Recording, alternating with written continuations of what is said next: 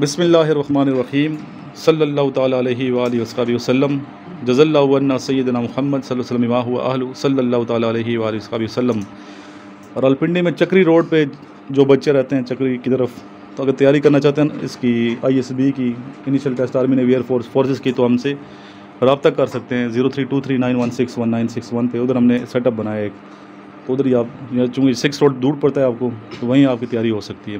तो माशाल्लाह जो आपके इंस्ट्रक्टर हैं फिज़िकल, वो PMA के 10 साल का एक्सपीरियंस है, तो आपको इंशाल्लाह ऑब्स्टिकल भी करवाएंगे। इसके अलावा जिनको नोट्स चाहिए इनिशियल की ISB के इस नंबर पर रब्ता करके आप नोट्स मंगवाएँ, ग्रुप भी ज्वाइन करें व्हाट्सएप का। अब अक्टूबर में इंशाल्लाह आपका PMA लॉन्ग कोर्स अनाउंस हो रहा है, तैयारी करें, दिन बहुत थोड़े रह गए हैं। इधर माशाल्लाह बच्चे आते हैं, प्रिपरेशन करते हैं। इस तरह पेशावर के जो स्टूडेंट्स हैं, तो पेशावर में ही आपके लिए हमने सेटअप बनाया हुआ है। पेशावर के अंदर तख्तों वाली मस्जिद के साथ ही है, तो वहाँ भी आप तैयारी हमसे कर सकते हैं। इस्लामाबाद में मेलोडी के पास और पिंडी में तो आपको पता है, इधर सेंटर में बैठे हम 6 रोड मेट्रो स्टेशन के पास। कराची में बहुत जल्दी इंशाल्लाह हमारी एकेडमी बन जाएगी, कराची और कोयटा नज़र में है। सबसे पहले पब्लिक स्पीकिंग, ये बहुत ज़रूरी है। पब्लिक स्पीकिंग अच्छा बोलना, अगर किसी स्टूडेंट को आता है, कन्विंस करना आता है, तो वो कामयाब स्टूडेंट है। और वैसे भी मार्केटिंग के लिए भी बोलना आना चाहिए, अच्छा बोलना आना चाहिए। कारोबार करते हैं, बिज़नेस करते हैं, अगर आपको बोलना नहीं आता तो आपका कारोबार कभी भी कामयाब नहीं हो सकता। तो यहाँ बच्चों को हम स्पेशली इस पे फोकस कराते हैं, पब्लिक स्पीकिंग पे। तो सबसे पहले आज पब्लिक स्पीकिंग होगी, उसके बाद कुछ क्वेश्चन आंसर सेशन चलेगा, और लास्ट में हमारे दोस्त हैं अहमद भाई, मोटिवेशन स्पीकर हैं, तो सर इन बच्चों के क्वेश्चंस के आंसर देंगे। इस्लामी हवाले से क्वेश्चन पूछेंगे सर से, कुरान और हदीस से आपको उनका आंसर में। हमारी खुशकिस्मती है कि सर इधर तशरीफ़ लाते हैं। जो आज वेंसडे, तो सबसे पहले जो बच्चा आएगा सामने, उसका नाम है Ali Hasan.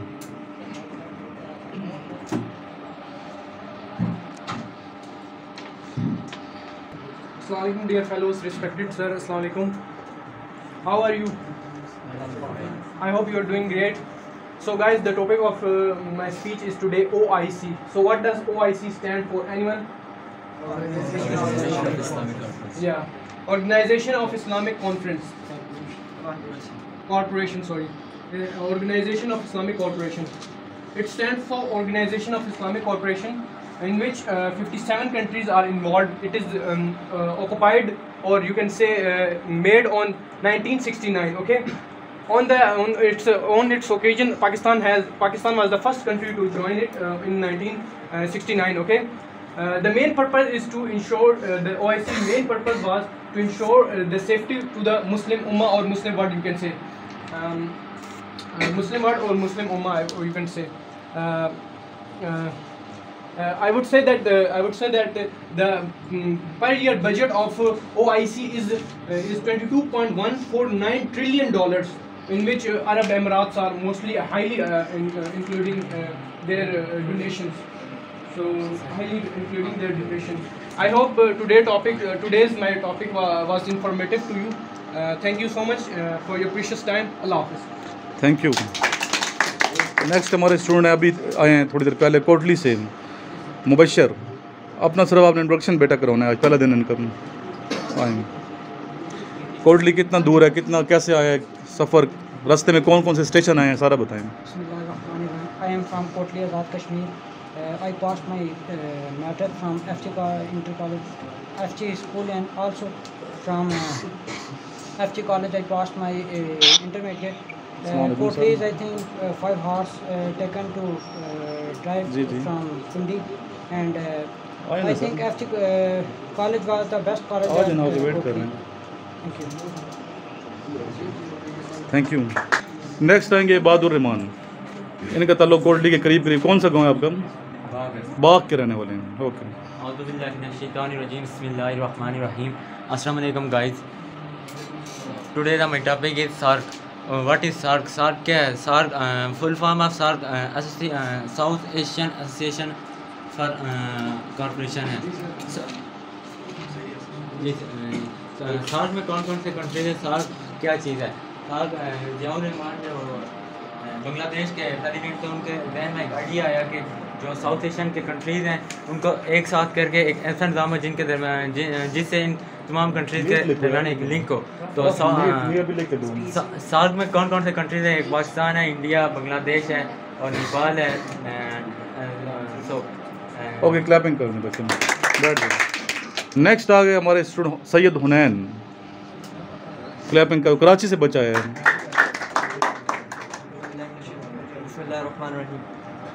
Assalamu alaikum, sir. Respect, sir, and all of my friends.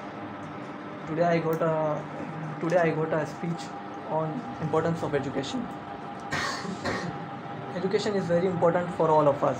It is receiving to knowledge and moral ethics.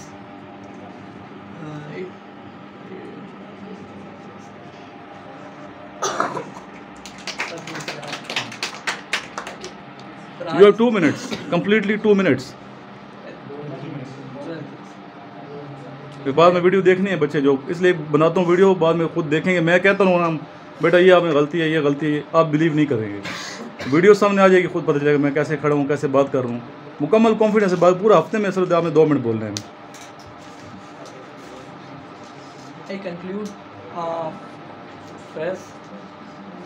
I conclude the first of No preparation. Where is your page? Give me. No lame excuses. Next.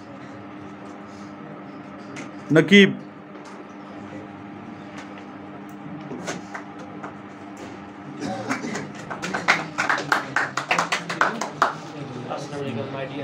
पर sir को भी देखना है, sir कैसे बात करते हैं, कैसे उनकी आवाज़ की टोन है, कितना कॉन्फिडेंस है, और सर इनको थोड़ा इस हवाले से ही बताना है। रिक्वेस्ट है आपसे। Assalamu alaikum, my dear friends and my respected sir. Assalamu alaikum. Today the topic of my speech is northern areas of Pakistan. Travelers from all over the world visit Pakistan because many beautiful places are in northern areas of Pakistan. And especially I want to tell you that many areas are traveled in northern areas of Pakistan where foreigners from all over the world, wanderers from all over the world visit and they enjoy the beauty of nature.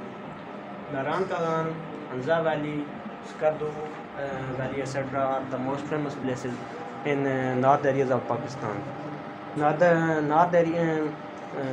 Naran Kagan is in Khyber Pakhtunkhwa, and it is the most beautiful place in northern areas of Pakistan, and it is also included in world's most beautiful places by in 2017 and 2018 the Backpackers Society, they included Naran Kagan, Skardu Valley and etc.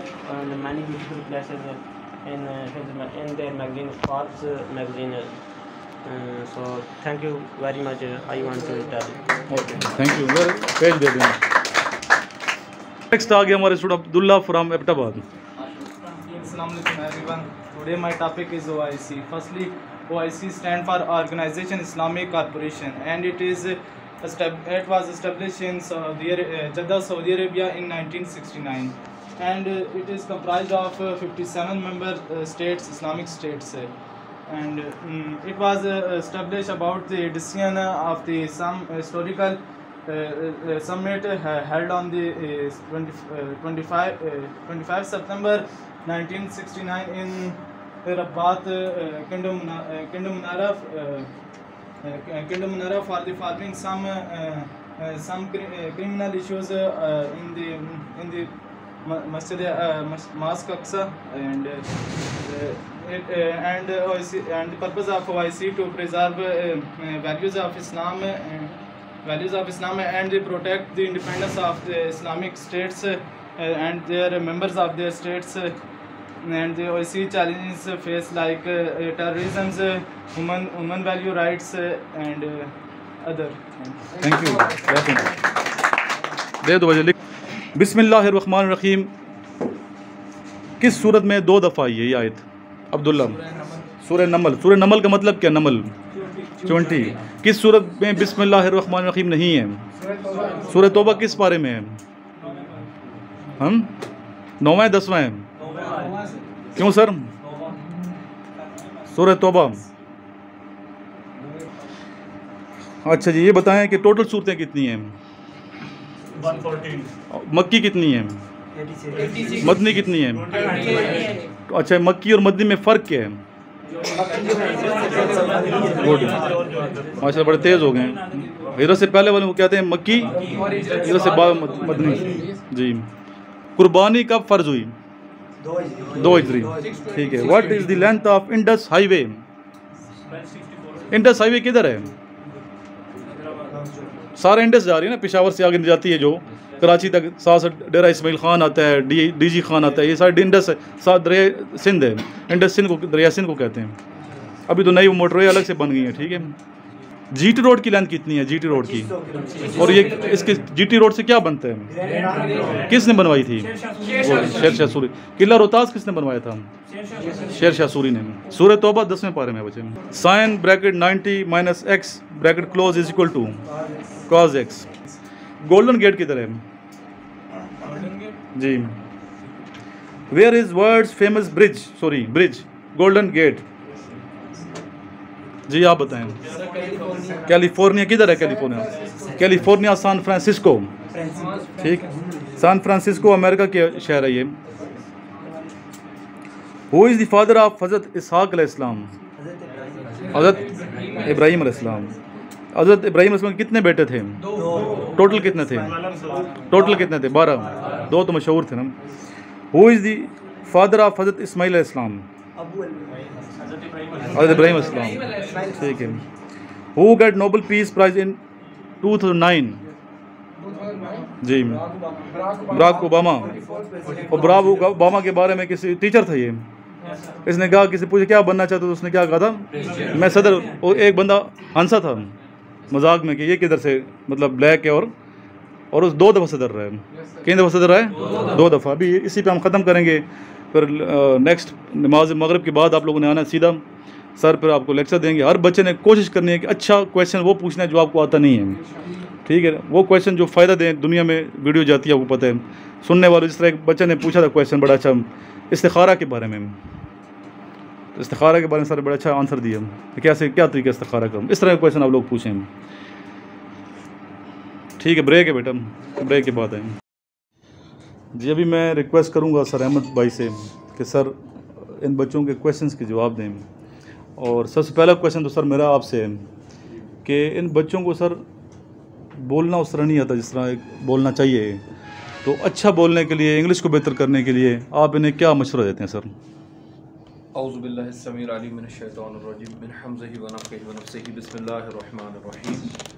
अस्सलामु अलैकुम व रहमतुल्लाहि व बरकातहू। मेरे अज़ीज़ तलबा और तालिबात, अल्लाह तबारक व तआला अज़्ज़ व जल सबको आसानियाँ, रहमतें, बरकतें अता फरमाए। तो मेरे साहब ने सबसे पहले सवाल किया कि इंग्लिश या स्पीकिंग पावर को इम्प्रूव करने के लिए आपका जनरल नॉलेज इंक्रीज़ होना चाहिए। सबसे इम्पॉर्टेंट चीज़ इल्म है। जब आपके पास इल्म होगा तभी आप बोल सकोगे, और उसके कॉन्फिडेंस के लिए आपको इंग्लिश न्यूज़पेपर पढ़ना चाहिए, नंबर 1। नंबर 2, इंग्लिश न्यूज़ आपने सुननी है, जो BBC हो या CNN हो, इंटरनेशनल न्यूज़ चैनल्स को आप डेफिनेटली डेली बेसिस पे सुना करें। 1 घंटा या 2 घंटे, जितना भी टाइम मिले। करंट अफेयर्स से भी आप टच रहेंगे, जनरल नॉलेज आपका इंक्रीज़ होगा, और स्पीकिंग पावर भी आपके साथ अल्हम्दुलिल्लाह इंक्रीज़ होगी अल्लाह के फजल से। बाकी ग्रुप डिस्कशन किया करें आपस में, दोस्त अकेले हों, रूम में हों या किसी ग्राउंड में, तो उसमें लाउडली बात करें, एक दूसरे के साथ कम्युनिकेट करें, तो ये सबसे बेस्ट ऑप्शन होगा। इंशाअल्लाह अज़्ज़ व जल आपके लिए बेहतर होगा ये जी। एक मिनट आप इधर जो साजिद साथ साथ वीडियो भी बनाते जाएं बच्चों की, ये भी काम आपने करने में। जी पूछें इब्रार। सर मेरा क्वेश्चन है कि जो औरतें हैं उनके लिए स्पोर्ट्स जायज़ है कि नहीं? जैसे आर्मी में भी गर्ल्स अप्लाई करती है, तो इसलिए जो क्वेश्चन वो करीब ले जाए, दोबारा रिपीट करो बेटा क्वेश्चन। मेरा क्वेश्चन है सर कि जो स्पोर्ट्स है, खेल हैं, वो औरतों के लिए जायज़ है आज के दौर में? औज़ु बिल्लाहि मिनश शैतानिर रजीम बिस्मिल्लाहिर रहमानिर रहीम। स्पोर्ट्स बिल्कुल हेल्दी एक्टिविटीज़ हैं, इसमें कोई शक नहीं है कि स्पोर्ट्स मेल या फीमेल दोनों के लिए ठीक है, बट वो एक क्या कहते हैं, पर्दे का अहतमाम किया जाए, लेडीज़ के अंदर हो तो फिर कोई ऐसा मसला नहीं है। लेडीज़ बच्चियाँ या हमारी बहनें जो भी हैं, अगर कोई खेल खेलना चाहती हैं, कोई बैडमिंटन है या कोई और डिफरेंट किस्म की जो एक्टिविटीज़ हैं स्पोर्ट्स से रिलेटेड, वो सारे एक्सरसाइजेज हैं वो कर लें। पर क्या है कि उसमें पर्दे का इस्तेमाल किया जाएगा, जैसे मेल एंड फीमेल को मिक्स नहीं किया जाएगा। बाकी किसी भी किस्म की कोई ममानियत नहीं है इस्लाम में। पाकिस्तान वुमेन्स क्रिकेट टीम है जी, तो ये क्या ये जायज़ है कि वो तो ग्राउंड में है, उस पर काफ़ी जो है मैडम भी होते हैं ग्राउंड के अंदर। मैं इसके बारे में तो ममानियत ही करूँगा क्योंकि उसमें गैर महरम के पर्दे का इस्तेमाल नहीं रहता सर। और बेसिकली उसमें जो यूनिफॉर्म या ड्रेसेस होते हैं वो प्रॉपरली इस्लामिक नहीं होते भाई। कुरान करीम की आयत और नबी अलैहिस्सलाम के तरीके के मुताबिक वो चीज़ें नहीं हैं। दुनियावी एक्टिविटी में आप उसको कर सकते हैं, बट जो स्पोर्ट्स हैं वुमेन का वो हेल्दी एक्टिविटी के तौर पे हो, ना कि हाईलाइट करने के लिए कि हम मॉडर्नाइज एक सेपरेट थिंग है कि हम माशरा हमारा जदीद हो रहा है हर तरफ। पर मामला ये है कि हमने शर्म हया और कुरान करीम के अहकामात को सबसे पहले प्रेफरेंस दे दिया। अल्लाह सुब्हानहू व तआला अज़्ज़ा वजल फरमाते हैं मोमिन मर्दों को भी और मोमिन औरतों को भी कि जब तुम ना महरम के सामने जाओ तो अपनी निगाहें नीचे रखो। तो ये पॉसिबल नहीं हो सकता था, कोई स्पोर्ट्स एक्टिविटी हो रही हो तो कोई ना देखे। तो देखना इस्लामिक पॉइंट ऑफ व्यू से जो कुरान करीम की आयत और नबी अलैहिस्सलाम का तरीका है, इसमें जहाँ पे पर्दा होगा, जहाँ पे औरतें औरतों में स्पोर्ट्स एक्टिविटी करें, मर्द मर्दों में करें, तो उसमें कोई मसला नहीं है। लेकिन इस तरह देखें ना, पाक आर्मी में जो गर्ल्स अप्लाई करती हैं उसमें तो वो मुल्क को सर्व कर रही हैं, मतलब एक अच्छा प्रोफेशन है वो भी शहीद के लाएंगी जब वो शहादत लेंगी। लेकिन उसमें भी तो मत देखते हैं तो वो भी क्या इसी तरह? बेशक इसमें हर चीज़ अप्लाई होती है, इसमें तो कोई शक नहीं। देखिए कुरान करीम के अहकामात और अल्लाह सुब्हानहू व तआला अज़्ज़ा वजल के ऑर्डर सबसे बड़े हैं। सूरतुल माइदा में मालिक अज़्ज़ा वजल फरमाते हैं बिस्मिल्लाहिर्रहमानिर्रहीम, बड़ा सख्त फतवा है अल्लाह तबारक व तआला अज़्ज़ा वजल के 3 वमन लम यहकुम बिमा अंज़लल्लाहु फउलाइका हुमुल काफिरून, जो मालिक अज़्ज़ा वजल के नाज़िल करदा अहकामात के मुताबिक फ़ैसले नहीं करते वही तो काफिर हैं। वमन लम यहकुम बिमा अंज़लल्लाहु फउलाइका हुमुल फासिकून, जो अल्लाह तबारक व तआला अज़्ज़ा वजल के अहकाम के मुताबिक अपने फ़ैसले नहीं करते वही तो फासिक हैं। वमन लम यहकुम बिमा अंज़लल्लाहु फउलाइका हुमुज़ ज़ालिमून, तो मालिक अज़्ज़ा वजल के मुताबिक जो फैसले नहीं करते नाज़िल करता अहकामात, इसमें पर्दे का अहकम भी है, इसमें कुफर का, फिस्क का और जुल्म का फतवा लग रहा है सर हम सारों पे। तो मालिक अज़्ज़ा वजल के हमने अहकामात के मुताबिक रहना है। अल्लाह तबारक व तआला अज़्ज़ा वजल के हुक्मों के ताबे पर्दे में रह के हर किस्म की एक्टिविटीज़ की जा सकती है। शहादत का मर्तबा भी तभी मिलेगा सर। एक बंदा शराब पी रहा है तो उसके दौरान के मैं शहीद हो जाऊँ तो वो शहीद नहीं होगा सर, बेशक गोली भी खा ले उसके दौरान, क्योंकि उसके अंदर जो चीज़ है वो अल्कोहल है, वो हराम अमल उसने किया हुआ है। उसके बाद वो बेशक मुल्क के लिए गोली खा ले तो क्या मैटर है, इसमें कोई अल्लाह तबारक व तआला अज़्ज़ा वजल को इस तरह की कुर्बानियाँ नहीं चाहिए जो उसके रसूल और कुरान करीम के अहकामात की खिलाफवर्जी में बनाई गई हों। ये पाकिस्तान का मतलब क्या, ला इलाहा इल्लल्लाह, तो इल्लल्लाह मुहम्मद रसूलुल्लाह को नाफिज करना असल इम्प्लीमेंटेशन ऑफ इस्लाम है। तो इस्लाम के मकसद के लिए दुनिया का वाहिद मुल्क है जो कलमे की बुनियाद पर लिया गया है, जिसकी बुनियाद ही कलमा है। तो उस कलमे को अप्लाई जब तक नहीं किया जाएगा अपनी ज़िंदगियों में, अपनी आर्मी में, अपने फैमिलीज़ में, अपनी ज़ात पर, तो फिर हम तो नाम के अकीदे के मुसलमान रह जाएंगे। अमल के लिहाज से तो हम कुफर में मुब्तला हैं। वमन लम यहकुम बिमा अंज़लल्लाहु फउलाइका हुमुल काफिरून की कैटेगरी में आ जाते हैं। पर अल्लाह तबारक व तआला अज़्ज़ा वजल बड़ा गफूरुर रहीम है।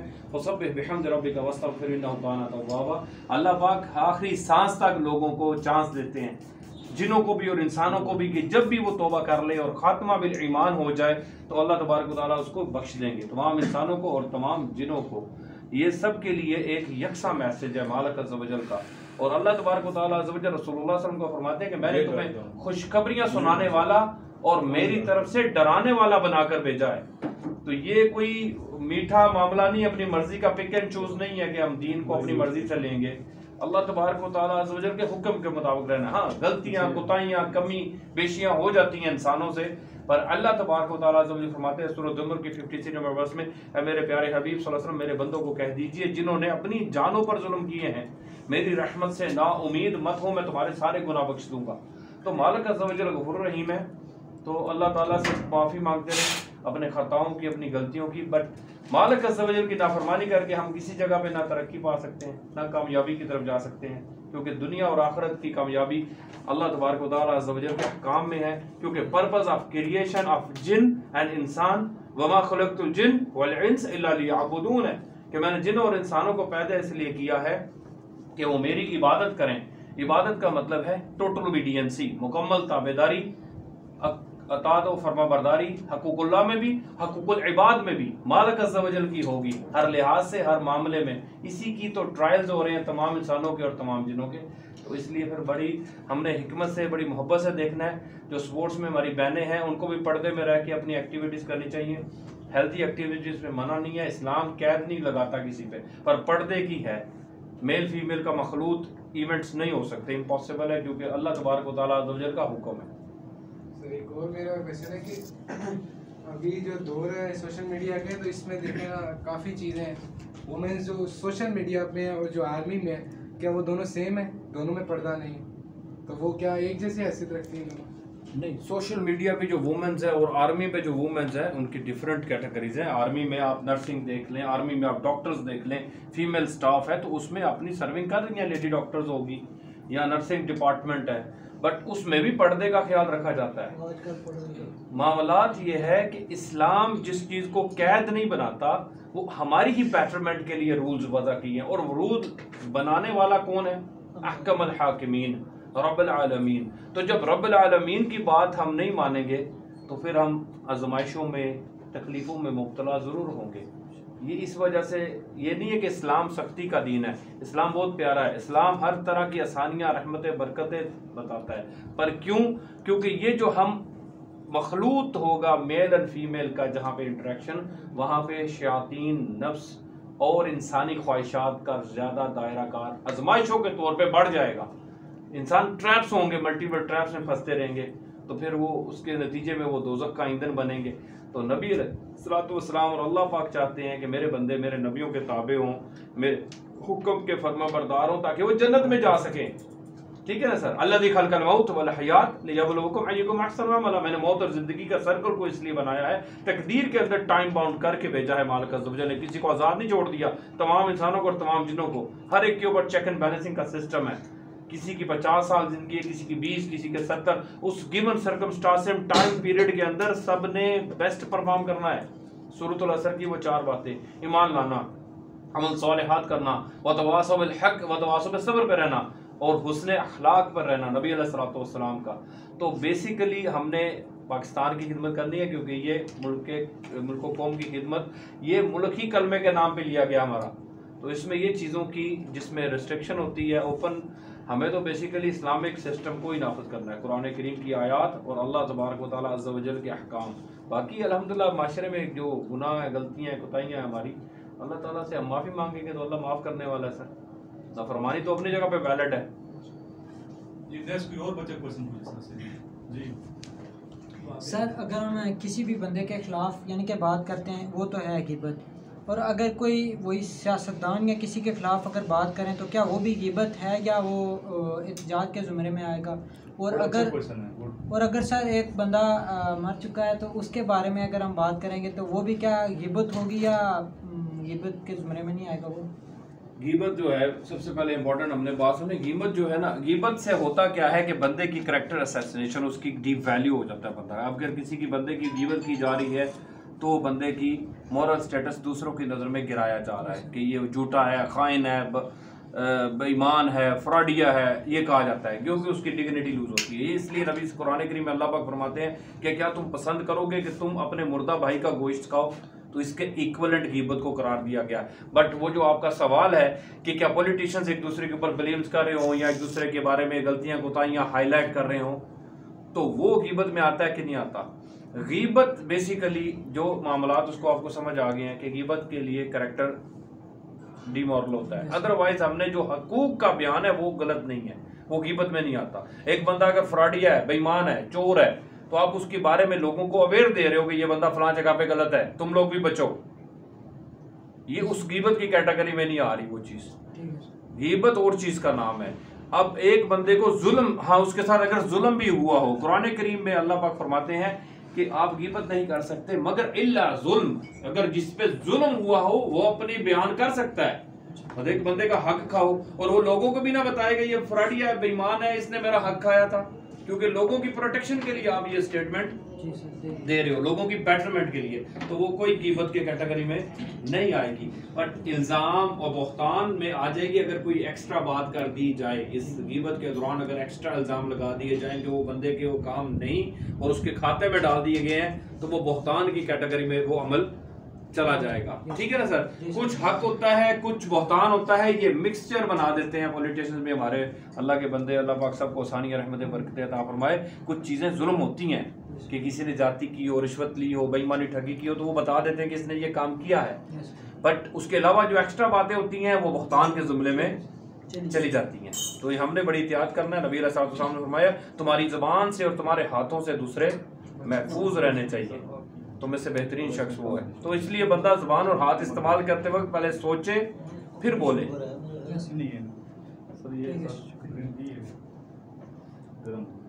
कोई बात नहीं जी बेटा, आपका क्वेश्चन अब आप समझ गए माशाल्लाह? Yes sir. जी बताओ। सर मेरा ये क्वेश्चन था कि ख्वाबों की ताबीर के बारे में थोड़ा एक आई थी, उसके बारे में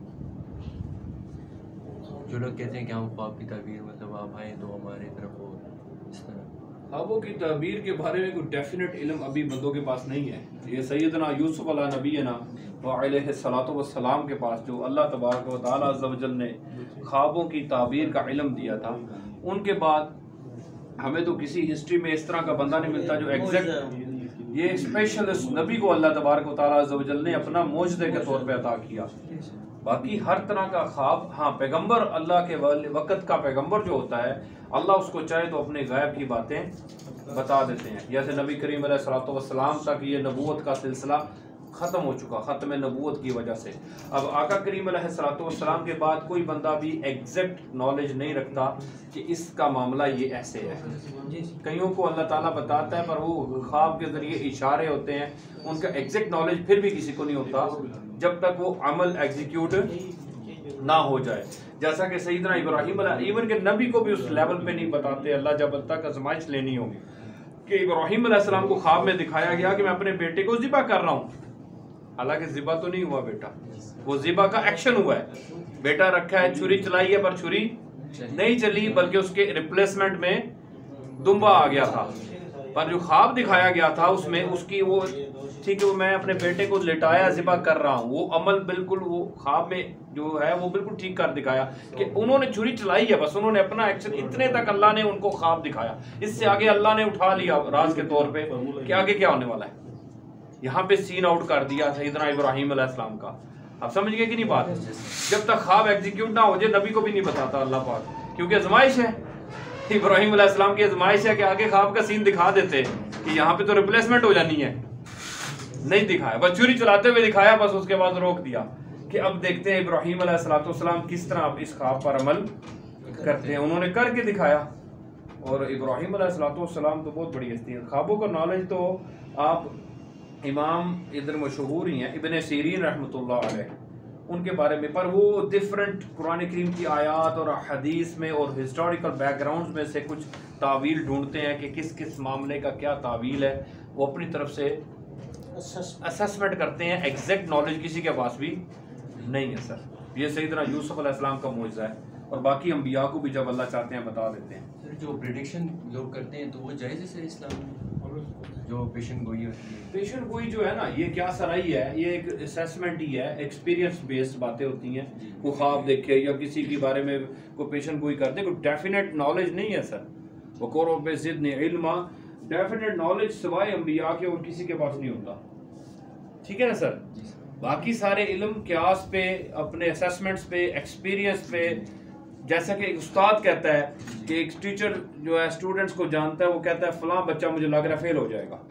वो क्यों कहता है? उसको वो गैब की इल्म तो नहीं है, पर वो उसकी नॉलेज को देख रहा है, उसकी असेसमेंट लगा रहा है कि ये वीक है, इसमें कमी कोताहियाँ पाई जा रही हैं, तो मुझे डर है कि ये फेल ना हो जाए, तो वो फेल भी हो जाता है बच्चा। तो ये कोई गैब का इल्म नहीं होता, ये उनकी अपने नॉलेज बेस्ड बातें होती हैं। तो ये अल्लाह ताला ने सबको इल्म दिया है, उसके मुताबिक लोग फैसला करते हैं, और वाकई कई बंदों के फैसले बड़े दुरुस्त साबित होते हैं। तो उसका मतलब ये नहीं होता कि उनके पास गैब होता है, क्योंकि आलिमुल गैब अल्लाह तबारक व तआला अज़्ज़ व जल है।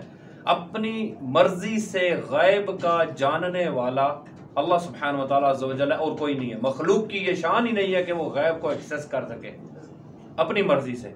नबी पैगम्बर रसूल वली अल्लाह के जिन जिनको जो गैब की बातें इशारतन या वही के जरिए अल्लाह बताता है, वो अपनी मर्जी से जितना चाहता है बता देता है। बाकी कोई अपनी मर्जी से एक्सेस करना चाहे तो नहीं हो सकता। नबी सल्लल्लाहु अलैहि वसल्लम को कुरान करीम में कहा फरमाया गया, ए नबी सल्लल्लाहु अलैहि वसल्लम कह दीजिए कि अगर मैं आलिमुल गैब होता तो जो दुख या मुसीबतें तकलीफें मुझ पर आई हैं वो ना आती, मैं कि अपने लिए खैर कसीर इकट्ठी कर लेता। यानी ओहद की जंग में नबी सल्लल्लाहु अलैहि वसल्लम के 4 दांत शहीद हुए, तो क्या नबी सल्लल्लाहु अलैहि वसल्लम फ्यूचर देख से लेते कि थोड़ी देर बाद मेरे साथ ये एक्टिविटी होने वाली है, तो रोक लेता कोई ना मेरे शहीद होते दांत। बस आजमाइश के तौर पे शहीद हुए नबी सल्लल्लाहु अलैहि वसल्लम के दांत मुबारक, ठीक है ना। तो ये चीजें हमने देखनी है कि जितना अल्लाह चाहता है इल्म बता देता है। अब क़यामत वाले दिन तक का सीन बता दिया, दज्जाल का बता दिया, ईसा अलैहिस्सलाम का बता दिया, इमाम मेहदी का बता दिया, बड़ी बड़ी दूर की बातें याजूज मजूज बता दी हैं, पर सामने जब थोड़ी देर बाद पत्थर या को जो लगना था दस्ता तलवार का वो नहीं बताया। सही है कि नहीं? क्यों? आजमाइश है। अल्लाह अपने नबियों की आजमाइश ले रहा है। तमाम अंबिया की, तमाम रसूलों की इनके पास फ्री विल है।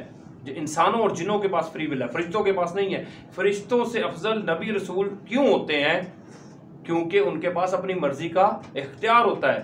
बावजूद अपनी मर्जी के इख्तियार के वो अल्लाह सुब्हानहु व तआला अज़्ज़ व जल की मर्जी की जिंदगी जीते हैं, इसीलिए वो फरिश्तों से अफजल है। फरिश्तों के पास फ्री विल नहीं है, वो परफॉर्म नहीं कर सकते उस लेवल का जिस तरह के नबी परफॉर्म कर सकते हैं।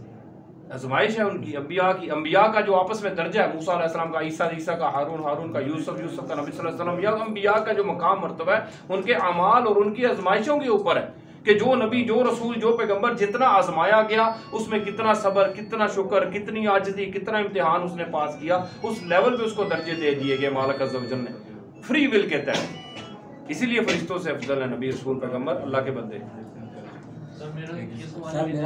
हाथ उठाने, एक जो भी क्वेश्चन करना है वो हाथ उठाने। जैसे कि हम नमाज़ पढ़ते हैं तो उसमें जहाँ तक मैंने सुना है कि जो हमारी स्लीव्स है वो नीचे होनी चाहिए, तो अगर हमें नमाज के दौरान हमें पता चले कि हमारी स्लीव्स ऊपर है तो उस टाइम क्या करना चाहिए? और दूसरे जैसे कि हम लड़के हम पैंट शर्ट्स पहनते हैं, जैसे अपनी शर्ट, तो इसके लिए क्या करना चाहिए? इसके तो स्लीव नहीं होते। देखें, बिस्मिल्लाहिर्रहमानिर्रहीम, आका करीम अलैहिस्सलाम ने फरमाया, सही बुखारी शरीफ की हदीस पाक है, दीन यूसर, दीन आसान है, इसमें पेचीदगियां पैदा मत करो वरना तुम इसमें पेचीदगियों को बर्दाश्त नहीं कर सकोगे। ये कॉम्प्लिकेशंस हमारे अंदर आई जाती हैं ज़्यादा सोचने की वजह से, वसवसों में जाने की वजह से। ठीक है, एहतियात करनी है। अगर एक बंदे के स्लीव छोटे हैं तो कोई बात नहीं, हाज में भी तो हाफ एक साइड होता है, बड़े मामलात होते हैं, सर भी उस वक्त नहीं होता है, ना कैप होती है, ना कोई चीज़ होती है। अल्लाह सुब्हानहु व तआला अज़्ज़ व जल आपके दिलों के तकवे को देख रहा है, इन यूनिफॉर्मों को वो नहीं देखता कि बंदे ने पूरे बराबर किए इनके नहीं किए।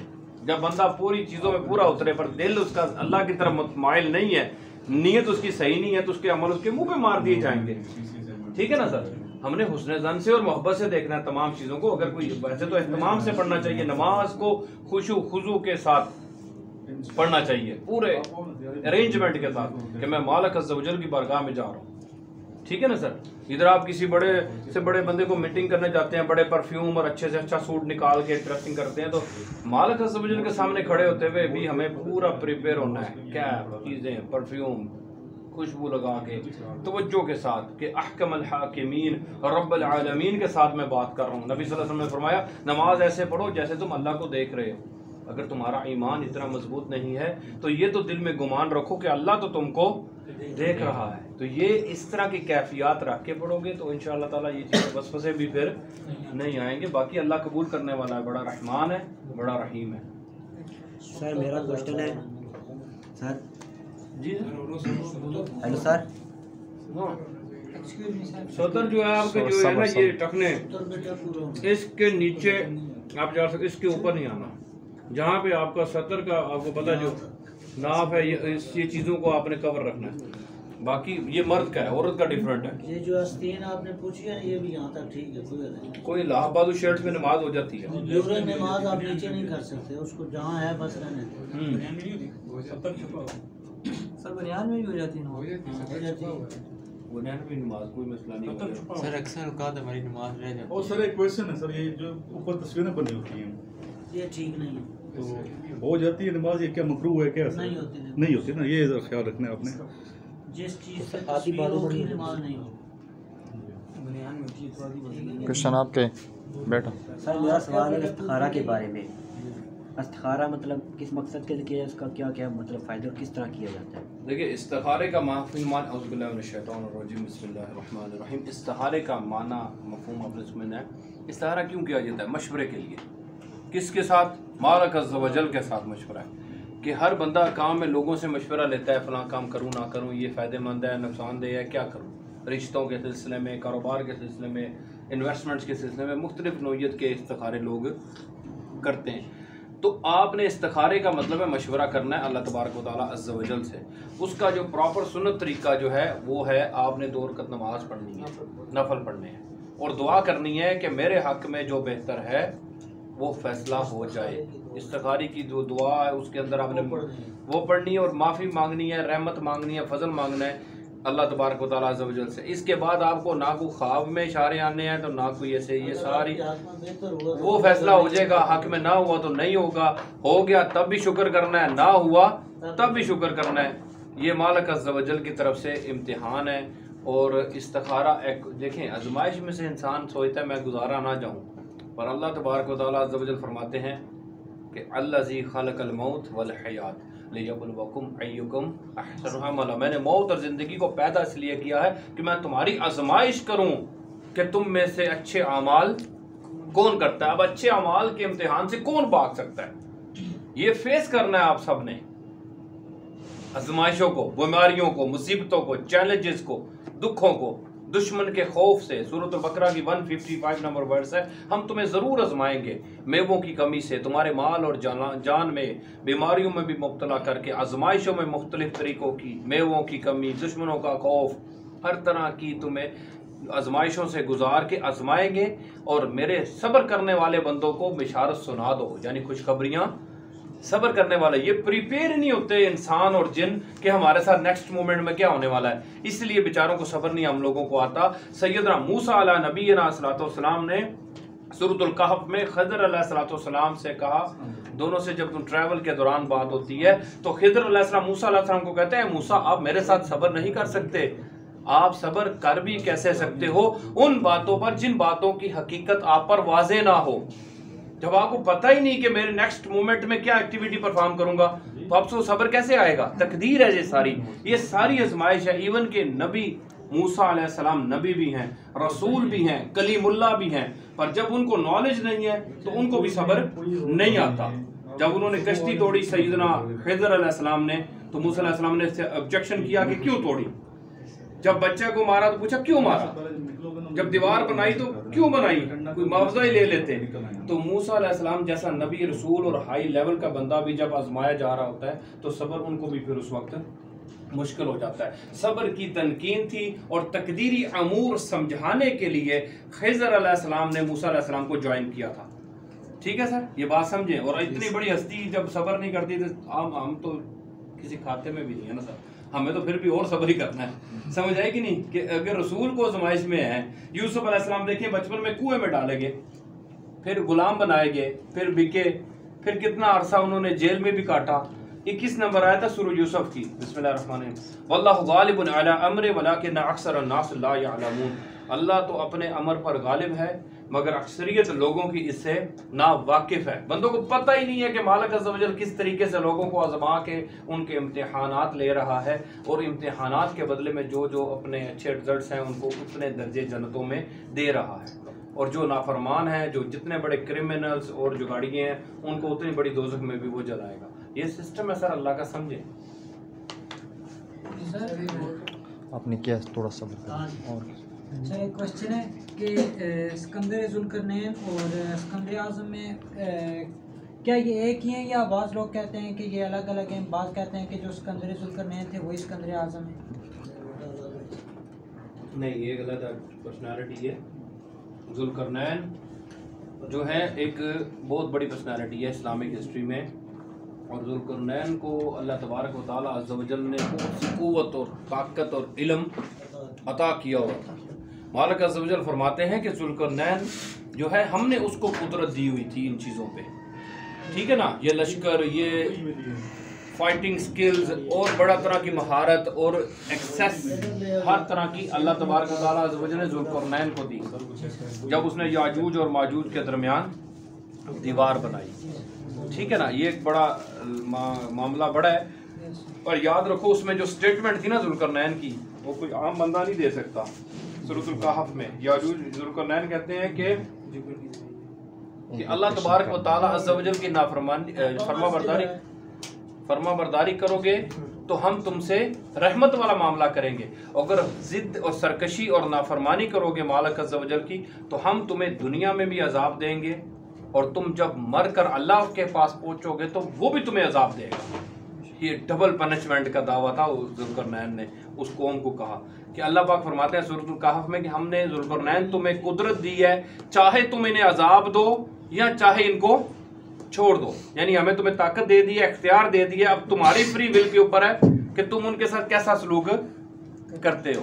देख लें फिर कितनी बड़ी अल्लाह ताला ने, ये वो सिकंदर आज़म एक और बंदा है, उसका इसके साथ कोई तल्लुक नहीं, ये वही की ताईद वाला बंदा है। हम तो नबी अलैहिस्सलाम भी कह सकते हैं क्योंकि ये बंदा अपनी मर्जी से कलाम नहीं कर रहा, पर हमें पास वाज़े नहीं है उसकी नबूवत।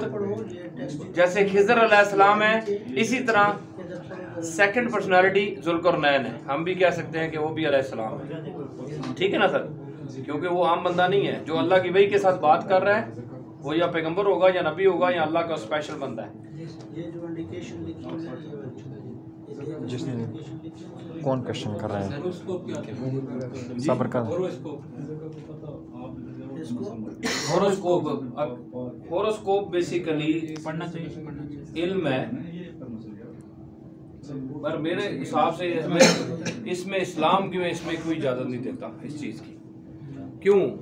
क्योंकि इसमें आपका अकीदा मालिक अज़्ज़ व जल के बारे में कमज़ोरी आती है। अकीदे में जिन चीज़ों से अकीदों में कमज़ोरी आए, अल्लाह पे तवक्कुल कम हो जाए, अशिया के ऊपर, चीज़ों के ऊपर, साइंस के ऊपर बिलीव कर दे, तो वो इस्लामिक पॉइंट ऑफ व्यू से काम मुमानियत है और उसको नहीं पढ़ना चाहिए, बिल्कुल नहीं पढ़ना चाहिए, क्योंकि उसमें ईमान की कमज़ोरी और गुमराही का चांस है। और अल्लाह पे तवक्कल, क्योंकि अल्लाह फरमाता है फतवक्कल अलल्लाहु फहुवा हस्बुह, कि जो मेरे पे भरोसा रखेगा मैं उसको काफ़ी हो जाऊंगा। तो अल्लाह खालिकु कुल्लि शै व हुवा अला कुल्लि शैइन वकील है कि अल्लाह ही हर चीज़ का पैदा करने वाला है और हर चीज़ का कारसाज वो खुद है। ये होरोस्कोप, ये चीज़ें, ये आपको वसवसों में, वहम में उलझा के रख देंगी। आप कमज़ोर ईमान के बंदे बन जाओगे, चीज़ों पे बिलीव करने लग पड़ोगे, सिवाय अल्लाह पे अलावा किसी पे ट्रस्ट नहीं करना। हस्बुनल्लाह व निअमल वकील है। तो ये आपका अकीदा मजबूत होगा, ईमान मजबूत होगा, आपका स्ट्रांग होगा, तो फिर आप विजनरी बंदे पर आगे निकल सकते हो। ये चीज़ों में फंसे रहोगे, होरोस्कोप्स में, साइंस पे और अब शुगुन और बद शुगुन और इन चीज़ों पे, ये चीज़ें बिदाअत हैं, इस्लाम में इनकी कोई वैल्यू नहीं है। हदूद मुकर्रर करता है, एक मिनट बेटा, थोड़ा सा इस्लाम हदूद मुकर्रर कर देते हैं, उससे आगे आप क्रॉस करेंगे ना तो बुराई में करेंगे। मसलन इस्लाम कहता है कि आप कब्रिस्तान में जाएं तो क्या करें, आप दुआ दें, अस्सलामु अलैकुम या अल कब्र। आप उससे आगे ये सोचना शुरू कर दें कि यार जिनको मैंने इस्लाम दिया इन्होंने जवाब दिया, इस्लाम देने का क्या मकसद है, तो वहाँ आपने रुक जाना है, इसलिए कि जो हुक्म दिया जा रहा है उस हुक्म को आपने ओबे करना है, ठीक है। जब आप आगे जाएंगे, क्रॉस करेंगे, हम लोग को गुमराह जी हाँ, सवाल क्या है? ये जो अमेरिका के अंदर जो कार्टून दिखा रहे हैं उसके अंदर फ्यूचर बता रहे हैं, आपने भी देखा होगा सर, तो सर ये क्या ये असलियत है या फिर ऐसे नहीं? अमेरिका का जो कार्टून है ना, बेसिकली मैं उसके बारे में थोड़ा बहुत नॉलेज रखता हूँ कि बेसिकली ये उनकी प्लानिंग का हिस्सा है। हम लोग जो बेसिकली आज काम करते हैं, कल करना होता है, वो आज प्लान कर रहे होते हैं, पर जो इंग्लिश कौम है, जो ब्रिटिश है या अमेरिकन है, वो नेशनैलिटी के जो अगले 20 साल में काम करने होते हैं वो पहले कर रहे होते हैं। उसकी प्लानिंग, काम नहीं कर रहे होते, उसकी प्लानिंग्स कर रहे होते हैं, उसके बारे में अपने कार्टून्स की शेप में या इन चीज़ों के अंदर वो उसको एग्जीक्यूट करने की कोशिश करते हैं। फिर वो जो बनाते हैं वो नॉलेज के ऊपर सारी चीज़ें, उनको फिर अगले फ्यूचर में उसके लिए रास्ते हमवार करते हैं कि वो अमल एग्जीक्यूट किए जाएं, ताकि बंदों को गुमराही की तरफ लगाया जाए कि देखो हमने 20 साल पहले ये किया था, आज वो कर दिखाया है। ठीक है कि नहीं? तो इसका मतलब है हमारे पास तो बड़ा नॉलेज है, बड़ी पावर्स हैं। तो ये बेसिकली उनके ट्रैप्स हैं to misguide the people, mislead the human. बंदों को मिसगाइड करने के लिए उनकी अपनी प्लानिंग का हिस्सा होता है कि अगले 20 साल 40 साल में जो आइडियाज़ हैं वो आज की डेट में कार्टून्स की शेप में वो कर देते हैं, पर वो बाद में अगले 40 साल उसको एग्जीक्यूट करने में लगाते हैं। तो हमारे माइंड में ये चीज़ बन जाती है कि यार देखे उनको कैसे पता चला, हालांकि उनकी प्लानिंग का हिस्सा है। ठीक है बात आप समझ रहे हैं? सर कोरोना वायरस का भी उन्होंने बता दिया, ठीक है ना, प्लानिंग का हिस्सा है। ये देखें वो आपको बता रहा हूँ, जो काम अगर उन्होंने 20 साल 50 साल बाद करने हैं वो आज पहले प्लान कर लेते हैं, उसके ऊपर फिर उनके ऊपर देखते हैं कि वो शैतान इंसान को मल्टीपल ट्रैप्स के जरिए फंसाता है। नफ्स के बड़े ज़्यादा वार हैं, नफ्स अम्मारा के, और शयातीन के भी मल्टीपल ट्रैप्स हैं। ये तो शयातीन के दोस्त होते हैं, ये इस तरह की प्लानिंग पॉलिसीज मुरतब करते हैं, फिर उसको एग्जीक्यूट करने के लिए पूरी ज़िंदगी लगा देते हैं, और वो एक मौके पे जाके वो काम कर भी दिखाते हैं। ठीक है ना? इसका मतलब ये हरगिज़ नहीं है कि उनके पास कोई गायब का इल्म है या लोहे महफूज का इल्म के पास आ गया है उनके पास, ठीक है ना, कि वही अगला फ्यूचर देख लेंगे। नहीं, प्रेजेंट पास्ट फ्यूचर अल्लाह सुब्हानहू व तआला इंदल्लाह इल्म अस्साअ, अल्लाह ही के पास है वक्त का इल्म और क़यामत का इल्म। वक्त टाइम मैनेजमेंट अल्लाह की है। हाँ, अल्लाह टाइम ट्रैवल करवा सकता है जिसको चाहे, ख्वाबों में भी करवा देता है। ख्वाब जो देखते हो वो हकीकत में भी करा सकता है। असहाबे काफ को हकीकत में करा दिया टाइम ट्रैवल। कितने 309 साल वो गार में रहे, और वो टाइम ट्रैवल है। उनकी जिस्म पर एक वो उज़ैर अलैहिस्सलाम का गधा, और उनके साथ जो खाना था 100 साल तक वो नबी फोत हो गए, फिर जिंदा किया और पूछा कि देखो ये खाना अभी तक फ्रेश है। वो जो लंच बॉक्स था वो फ्रेश था, गधा जो है वो खोता गल भी गया हुआ है उसके ऊपर हड्डियां जोड़ी, फिर उसको नए सिरे से बनाया, पर वो जो टिफिन था खाने का वो फ्रेश था 100 साल तक, वो ताज़ा था मुतलका। ये क्या है? ये टाइम ट्रैवलिंग है। एक ही जगह पे अल्लाह के मौजज़े हैं कि एक चीज इधर पड़ी है वो गल सड़ गई है, उधर पड़ी हुई है वो फ्रेश है। नबी भी फ्रेश है, 100 साल बाद उठ गया है। ठीक है कि नहीं? ये चीजें गधा क्यों गाल गया था? वो क्योंकि बंधा हुआ था ना, वो निकल ही नहीं सके, बेचारे कोई लब्बे ही नहीं। ठीक है कि नहीं? सर एक क्वेश्चन है सर, जब हज़रत इब्राहीम अलैहिस्सलाम इस्माईल अलैहिस्सलाम ज़बह करते थे उस वक्त दुम्बा है सर वो दुम्बा जब ज़बह किया सर, उसका गोश्त फिर किधर गया सर? वो गोश्त किसने खाया सर? माशाअल्लाह, बहुत प्यारा सवाल किया यार। अल्हम्दुलिल्लाह, अगर हम होते तो इब्राहीम अलैहिस्सलाम से लाज़म कहते कि सानू दे दो, असी थोड़े गुलाम है कि नहीं। इब्राहीम अलैहिस्सलाम, बेसिकली ये सवाल ऐसे हैं जो मुतशाबे हैं। कुरान करीम में आयत नंबर 7 है सूरत आल इमरान की, अल्लाह सुब्हानहू व तआला फरमाते हैं कुरान करीम की बाज़ आयात मुहकमात हैं और बाज़ मुतशाबिहात हैं। मुहकमात हैं जो ऑर्डर्स हैं, उन पे अमल करना है, नमाज पढ़नी है, झूठ नहीं बोलना, सूद नहीं खाना, गीबत नहीं करनी, जना नहीं करना, चोरी बेईमानी ठगियाँ ये काम नहीं करने। This is all kind of orders, ये हुक्म है मालिक अज़्ज़ व जल के, इस पे अमल करना है। बाकी बाज़ पोर्शन जो मुतशाबे का है, जिसकी आप एक्सप्लेनेशन नहीं कर सकते, डेफिनेट नॉलेज नहीं है। सूरत आल इमरान की आयत नंबर 7 में अल्लाह फरमाते हैं कि जिनके दिलों में कजी है या टेढ़पन है, जो उसकी एग्जैक्ट मीनिंग यानी मुराद असली जानना चाहते हैं, वो मुतशाबे की इत्तिबा करते हैं। मुतशाबे मीन कि जिसके मल्टीपल मीनिंग्स निकल रहे हैं। सैयदना सुलेमान अलैहिस्सलाम का दरबारी जब वो आई ब्लिंक्स के थ्रू लेके आया था मलका का तख्त, तो सवाल पैदा होगा वो इंसान था, फरिश्ता था या जिन था? एक शख्स, चलो इंसान ही था। फिर उसके बाद अगला सवाल पैदा होता है कि उसके बाद तौरात का इल्म था, सॉरी ज़बूर का इल्म था या लोहे महफूज का इल्म था? क्योंकि कुरान करीम में तो आया है कि उसके पास अल्लाह की किताब का इल्म था। वो दाऊद अलैहिस्सलाम के ऊपर तो ज़बूर नाज़िल हुई थी। अब डाउट जाता है ज़बूर है या लोहे महफूज है, फंस गए कि ना फंस गए, मुतशाबे बात है। अब मूसा अलैहिस्सलाम के साथ जो ट्रैवल है उसमें मछली ने अजीब तरीके से रास्ता बनाया। सूरतुल कहफ में जो वाक़या है, तो जो रास्ता बनाया था मछली ने, तो पहले सवाल आएगा कि मछली भुजी हुई सी, फ्राई सी, या जिंदा सी, या पानी के टप में थी, किधर थी? कोई पता नहीं लगेगा। ये सवाल इसी तरह के मेरे प्यारे भाई ने कहा कि दुम्बा किधर गया, क्योंकि इसकी तावील मुमकिन नहीं है।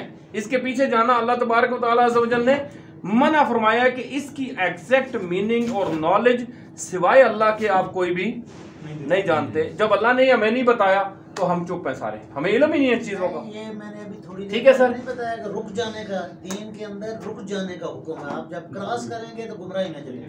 नहीं, मुतशाबिह आयत को फॉलो नहीं कर सकते, ये सिंपल सा आंसर है इसका। बारे में कोई आपको बता नहीं सकता कि उसका गोश्त कहाँ गया, क्या गया, या वो जब ज़बह हुआ तो किधर गया, क्योंकि वो अल्लाह ने जन्नत से लाया था, यानी जन्नत से है। ये देखें ना, आज भी दुनिया में जन्नत का एक मौजूद है। ज़मज़म एक वह चीज़ है जो आज भी दुनिया में जन्नत का एक है वो। और दूसरा जन्नत की क्या है, हिजर अस्वद है, वो आज भी पत्थर जो है वो जन्नत से आया था, आज भी मौजूद है। बस चीज़ों का इल्म हमारे पास नहीं है तो उसके पीछे जाना अल्लाह तबारक व तआला मना करते हैं कि इन चीज़ों का आपके पास डेफिनेट नॉलेज नहीं है तो आप उसके पीछे उसकी एक्सप्लेनेशन नहीं कर सकते। सर ये क्या पूत और या फिर जो अकीक है, ये जो लोग पहनते हैं, या ये इस तरह का अकीक तो मैंने सुना है कि नबी पाक सल्लल्लाहु अलैहि वसल्लम ने पत्थर पहनना मना नहीं है इस्लाम में। पत्थर आप जो मर्जी पहने, अकीक पहने, यकूत पहने, मरजान पहने, कुरान करीम में मरजान का भी जिक्र है, चीज़ों का जिक्र है। मत उसके ऊपर किस्मत को मुनहसर मत करें कि नफ़े नुकसान पे कोई कादर नहीं है। हज़रत उमर बिन खत्ताब रज़ियल्लाहु अन्हु ने हजर अस्वद की तरफ, हालांकि सहाबी रसूल हैं, हजर अस्वद की तरफ इशारा करके कहा तो एक पत्थर ही तो है, ना नफ़ा दे सकता है ना नुकसान। हम तुम ये इसलिए चूमते हैं क्योंकि मेरे आका सल्लल्लाहु अलैहि वसल्लम ने तुझे चूमा है, अदरवाइज तेरी कोई वैल्यू उस तरह की नहीं है कि मैं तुझे वर्शिप करूं तेरी। सिर्फ ये नबी की सुन्नत ना होती तो यू आर नथिंग। अल्लाह सुब्हानहू व तआला अज़्ज़ व जल की इबादत है सर, असल मामला ये है। तवक्कल, ट्रस्ट, भरोसा, यकीन, ईमान, तवक्कल, कारसाज अल्लाह सुब्हानहू व तआला अज़्ज़ व जल है। बाकी हम अंबिया, रसूल, पैगम्बरों का, उनके साथ जिनकी मोहब्बतें हैं, अटैचमेंट्स हैं, हम उनको अल्लाह तबारक व तआला अज़्ज़ व जल के बरगज़ीदा बंदे कहते हैं, प्यारे बंदे कहते हैं। एक बंदा उनके साथ निस्बत रखता है कि मेरी उनसे मोहब्बत है, या अल्लाह मेरे पे रहम फरमा, आपकी मोहब्बत काम आएगी। नबी अलैहिस्सलाम के बारे में कुरान करीम में फरमाते हैं अल्लाह पाक कि जो पैगम्बर की मोहब्बत में सल्लल्लाहु अलैहि वसल्लम लोगों को खाना खिलाते हैं, लोगों की मेहमान नवाजी करते हैं कि मेरे नबी का बच्चा है, मेरे नबी का उम्मती है, तो अल्लाह उस मोहब्बत की लाज रखता है, अल्लाह उनको अजर देता है उस मोहब्बत के बदले में। पर यह कि इबादत में फॉल नहीं कर सकते, इबादत अल्लाह ही की है। इय्याका नअबुदु व इय्याका नस्तईन। नेक्स्ट क्वेश्चन सर, ये जो नॉन मुस्लिम्स होते हैं, इनके जो अच्छे काम होते हैं, इनका उनको सिला मिलता है या नहीं मिलता? देखिए, नॉन मुस्लिम को जो अच्छे काम का सिला अल्लाह तबारक व तआला अज़्ज़ व जल, क्योंकि उनके लिए दुनियावी ज़िंदगी में ही उसका अजर है, ठीक है। अब क्योंकि आखिरत का मामला इन मुसलमानों के साथ ख़ास है, क्योंकि लैसल इंसाना इल्ला मा, जो इंसान एफर्ट करेगा मैं उसको वो चीज़ें दूंगा। अगर क्रिश्चियन, हिंदू, सिख, ईसाई, कोई काफर, मुशरक भी अगर साइंटिस्ट, इंजीनियर, पायलट, फाइटर बनना चाहता है, अल्लाह उसको बनाएगा। अल्लाह नहीं रोकता किसी को कि क्रिश्चियन तरक्की ना कर सके या कोई गैर मजहब का बंदा आगे ना जाए। अल्लाह तो सबके लिए वादा यकसा ना करता है कि जो इंसान कोशिश करेगा मैं उसको वो चीज़ दूंगा। ये जो जन्नत का वादा ये मुसलमान का स्पेसिफिकली है। बाकी दुनियावी ज़िंदगी में आप देखें कि गैर मुस्लिम कितने तरक्की याफ्ता मुल्क हैं, साइंटिस्ट हैं, इकोनॉमिस्ट हैं, बिजनेसमैन हैं, दुनिया के अमीर तरीन शख्स गैर मजहब लोग हैं। क्यों? अल्लाह ने बनाया सर, अल्लाह का वादा सच्चा है। अल्लाह फरमाता है जो बंदा एफर्ट करेगा मैं उसको वो चीज़ दूंगा। मजहब की उसके साथ कंसर्न ही नहीं है, वो किसी भी मजहब से तलक रखता हो। अल्लाह का वादा इंसान के साथ है। आदम अलैहिस्सलाम का बच्चा है, इंसान है, भावे क्रिश्चियन है, हिंदू है, सिख है, गैर मुस्लिम है, पर आदम अलैहिस्सलाम का बच्चा तो है ना, एक नबी की औलाद है। इसीलिए नबी सल्लल्लाहु अलैहि वसल्लम तमाम इंसानों के लिए और तमाम जिन्नों के लिए दर्द रखते थे। सूरतुल कहफ की 6 नंबर आयत है, बिस्मिल्लाहिर्रहमानिर्रहीम, फलअल्लका बाक़िअन नफ्सका अला आसारिहिम इल्लम युमिनु बिहाज़ल हदीस असफा, कि आप सल्लल्लाहु अलैहि वसल्लम इस रंज से अपनी जान हलाक कर लोगे कि ये लोग इस कलाम पाक पर ईमान क्यों नहीं ला रहे। तो आप सल्लम रो रो के अपनी जान देने को तैयार हैं। किन लोगों के लिए? काफिरों के लिए, मुशरिकों के लिए, यहूदी ईसाइयों के लिए। हम लोगों को ये नहीं कि उम्मत के लिए रोते थे सरकार सल्लल्लाहु अलैहि वसल्लम, बल्कि सरकार मदीना सल्लल्लाहु अलैहि वसल्लम काफिरों के लिए रोते थे। उनका ऑप्शन फरमाते हैं तुम पतंगे हो, तुम आग पर गिरते हो, मैं तुम्हें वहां से उठाता हूँ। नबी सल्लल्लाहु अलैहि वसल्लम तो सबसे प्यार करते हैं, वमा अरसलनाका इल्ला रहमतल लिल आलमीन होने की वजह से उनके लिए दर्द दिल है उनका तमाम इंसानों के लिए कि काश के ये दोज़ख में न जाएं, अल्लाह के अजाब से बच जाएं, ये मालिक अज़्ज़ व जल की इबादत करें, उसके साथ शिर्क ना करें और अल्लाह के सिवा किसी को अपना कारसाज ना ठहराएं। ये सूरतुल आल इमरान की आयत नंबर 64 है, कम टू कॉमन टर्म्स वाली। हर मजहब के लिए एक ही आयत है। 1,24,000 पैगंबरों ने ये सिर्फ एक आयत रिपीट की है, रिपीट एक आयत है यही। तमाम कुरान करीम की आयत और उससे पहले जितने अंबिया के सहीफे, तौरात, ज़बूर जो भी आए, उन सारी किताबों में और तमाम नबियों ने एक मैसेज डिलीवर किया कि अल्लाह ही की इबादत करनी है, उसके साथ शिरक नहीं करना और अल्लाह के सिवा किसी को अपना कारसाज नहीं बनाना। अब ये 3 बातों के अंदर हर चीज़ आएगी। इबादत का मतलब ही टोटल ओबीडियंस ही है, मुकम्मल पैकेज है। हर तरह की अतातो फरमाबरदारी हकूकुल्लाह की भी और हकूकुल इबाद की भी इबादत कहलाती है। इबादत की डेफिनेशन ये खाली तस्बीहां रोज़े रकात नहीं कि तस्बीह पकड़ ली, नमाज पढ़ ली, रोज़ा रख लिया तो ये इबादत होगी। माँ बाप की खिदमत करना इबादत है, रिज़्क़ हलाल कमाना इबादत है, बच्चों का हक देना इबादत है, माशरे में अच्छा इंसान बनना इबादत है, इवन के रास्ते से पत्थर हटा देना भी इबादत है। ईमान, तवक्कल, भरोसे, सब्र, इस्तकामत पे रहना इबादत है। हर 24 घंटे उठना बैठना ये इबादत है सर। बाथरूम में जाना भी इबादत है अगर दुआ पढ़ के जाओगे, उनकी रह गया जो सोना भी इबादत है, अगर दुआ पढ़ के सोओगे तो खुशा बच गई है। ये हर चीज़ इबादत है और यही purpose of creation of human and जिन है। ठीक है सर। सर मेरा एक आखिरी सवाल है कि बाजमात पढ़ते वक्त अगर किसी का वज़ू टूट जाता है तो क्या वो मतलब नमाजियों के सामने से गुजर सकता है? उस हालत में क्या किया कर सकता है वो बंदा? तो सब्र करना है, वहीं बैठ जाए। बिल्कुल सब्र करना है, बिल्कुल दूसरों की नमाज तो खराब ना करे, क्योंकि बात को तो अपना इल्म हो चुका, पर वो अपना राज भी रखे। ये नहीं कि पूरे मोहल्ले को बताया कि मेरा वज़ू टूट गया। बहुत जगह ये अल्लाह ताला जिसके ऊपर पर्दा रखता है वो उस चीज के ऊपर पर्दा रखो। आपके गुनाहों पे, हमारे सारों के गुनाहों पे सबसे बड़ा पर्दा किसका है? अल्लाह का। तो अल्लाह पाक कहता है उन्हें क्यों चुकदे हो जदू मैं तो माफी का चांस एस्केप रूट दे रहा हूं। अगर गुनाह करके बचना कर चुके हो तो माफी मांग लो, जान छूट जाएगी। क्यों बताते हो लोगों को कि मैंने ये जुर्म अपने विटनेस बना रहे हो? वो तोड़ दो ना। नहीं सर, वो आगे से नहीं गुजर सकते ना। अच्छा, आगे से बैठ दो उधर बैठो ना, सब्र करो, बेशक एक्शन पूरे करो। जेल में उठ जो बैठ रहे हैं बाद में जाके अपना कर लो। ये ना हो गया अगला के बह गया है सर, बहना भी नहीं है वो अगले कहने और दूसरा जे वह में पै जाएंगे वुजू तो कहते हैं सजदा कुफर हो जाता है। नहीं कोई अच्छा नहीं होता वुजू के सजदे के लिए वुजू शर्त ही नहीं है। अच्छा, सजदा तो किसी हालत में भी हो सकता है, लेकिन एक बार एक्टिंग हो जाएगी ना, एक्टिंग करो ना, करो मजबूरी है। दूजा नु शाकिज पाना जे की मतलब है वो कहने पता नहीं कौन पढ़ाया सी, लगता है हुन बाहर निकलना चाह रहा है, पता नहीं कितने ख्याल आएंगे उनको। ये इन ख्यालों से भी तो लोगों को सही है बचाना कि बंदे क्या सोचेंगे भाई ये क्या बंदा है पता नहीं तोड़ गया है, उनकी नमाज भी खराब हो जाएगी।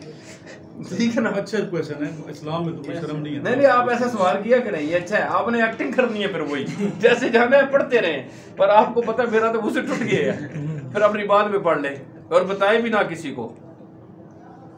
ठीक है ना। ये राज रखना होता है कि अल्लाह राज रखता है तो बंदा क्यों अपना राज उठाए। सर अगर यही वुज़ू जो है इस तरह जो नमाज पढ़ाने वाले होते हैं अगर उसका ही टूट जाए तो फिर उसको इमाम की बात कर। अच्छा क्वेश्चन है इमाम के बारे में। इमाम तो जनाब है ना, फिर तो नॉकआउट होना पड़ेगा उसके पीछे सारों की नमाज है। नहीं आपकी नमाज इमाम के पीछे और इमाम जो है आगे फर्क हो गए है। नमाज से गुजर ऐसे इमाम से गुजर। इमाम इसलिए वो बंदा बने जो प्रॉपर वुजू में प्रॉपर अटेंशन के साथ प्रिपेयर होके बैठा हो। गलत ड्राइवर नु ना गड्डी दवो जिन्हों मेरे वर्गे बंदे नु गड्डी ना दो जिन्हों नजर ही नहीं आता जो कि खड्डे च सटांगा फिर, है कि नहीं। ऐसा बंदा इमाम हो जो वुजू प्रॉपर करके आया हो, जो बकायदा हाफ़िज़ कुरान ना हो तो चलो कुरान का इल्म तो उसके पास हो।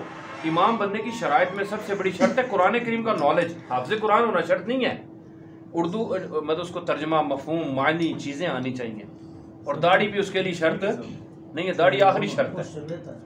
पहले कुरान का इल्म शर्त है, ठीक है ना, फिर हदीस का इल्म, नबी सल्लल्लाहु अलैहि वसल्लम की सुन्नतों का, वो बंदा इमाम की कैटेगरी में आए। ये दाढ़ी कोई नहीं है कि बंदा दाढ़ी रखी है पर उन्हें पता ही कोई नहीं उससे क्या होना है।